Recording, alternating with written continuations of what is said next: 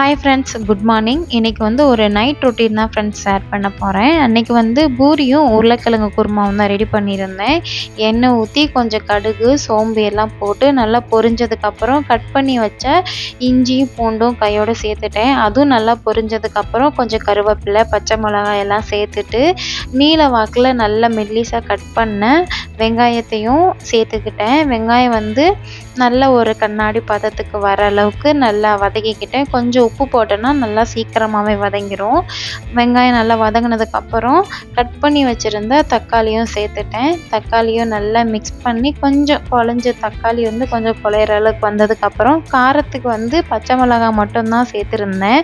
கொஞ்சமாக மஞ்சத்தூள் போட்டுட்டு அதுக்கப்புறம் வேக வச்சிருந்த உருளைக்கிழங்க சேர்த்து நல்லா இந்த மாதிரி நல்லா மசிச்சு விட்டுட்டு அதுக்கப்புறம் தேவையான அளவு கொஞ்சமாக தண்ணி சேர்த்துக்கிட்டேன். பூரிக்கு வந்து அந்த குருமா கொஞ்சம் கெட்டியாக இருந்தால் நல்லா இருக்கும்ல, அதுக்கு தான் தண்ணி கொஞ்சம் கம்மியாகவே சேர்த்துக்கிட்டேன். நல்ல ஒரு 5 நிமிஷம் கொதி வந்ததுக்கப்புறம் ஃபைனலாக கொஞ்சமாக கொத்தமல்லி தழை தூவி நல்லா ரெடி பண்ணியாச்சு. குருமா சைடில் ரெடி பண்ணிவிட்டு அதுக்கப்புறம் வந்து பூரிக்குமே ஃபஸ்ட்டு மாவு ரெடி பண்ணிவிட்டு தான் குருமா ரெடி பண்ணினேன். அதுக்கப்புறம் பூரியுமே கையோடு போட்டு எடுத்தாச்சு. கொஞ்சமாக மேத்தி இலை சேர்த்து தான் ரெடி பண்ணியிருந்தேன். நல்லா இருந்தது.